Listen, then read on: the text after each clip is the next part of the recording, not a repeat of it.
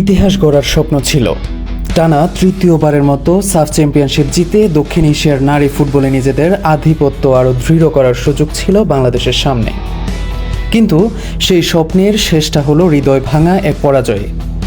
গোয়ার জওহরলাল নেহরু স্টেডিয়ামে অনুষ্ঠিত সাফ উইমেন্স চ্যাম্পিয়নশিপের ফাইনালে বাংলাদেশকে 3-1 গোলে হারিয়ে শিরোপা পুনরুদ্ধার করেছে ভারত। ম্যাচের শুরু থেকেই দুই দল খেলেছে আক্রমণাত্মক ফুটবল, তবে প্রথম আঘাতটা হানে ভারত।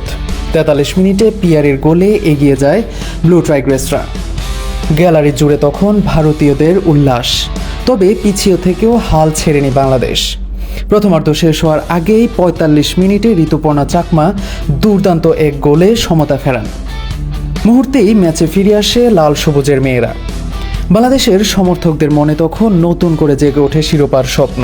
কিন্তু দ্বিতীয়ার্ধে ম্যাচের মোড় ঘুরিয়ে দেন ভারতের সানফিদা।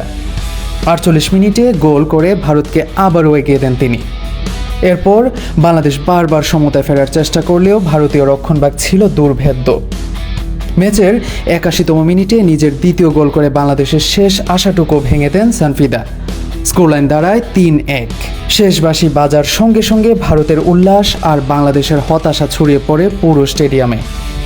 2022 সালে ভারতের আধিপত্য ভেঙে প্রথম শিরোপা, 2024 সালে শিরোপা ধরে রাখা, সবকিছু মিলিয়ে টানা তৃতীয় সাফ জয়ের যে স্বপ্ন দেখেছিল বাংলাদেশ, তা এবার পূরণ হলো না। তবুও মাথা উঁচু করে মাঠ ছাড়তে পারে মারিয়া মান্দাদের দল, কারণ পুরো টুর্নামেন্ট জুড়ে তারা দেখিয়েছে লড়াই, সাহস এবং চ্যাম্পিয়নদের মানসিকতা। ফাইনালের মঞ্চে শেষ হাসিটা ভারতের হলেও বাংলাদেশের মেয়েরা আবারও প্রমাণ করেছে দক্ষিণ এশিয়ার নারী ফুটবলে তারা এখনও অত্যন্ত শক্তিশালী এক নাম। শিরোপা হারিয়েছে বাংলাদেশ, কিন্তু হারায়নি তাদের লড়াই করার স্পৃহা। এখন প্রশ্ন একটাই, এই হার থেকে শিক্ষা নিয়ে 2027 সালে কি আবারও সাফের মুকুট ফিরিয়ে আনতে পারবে লাল সবুজের মেয়েরা?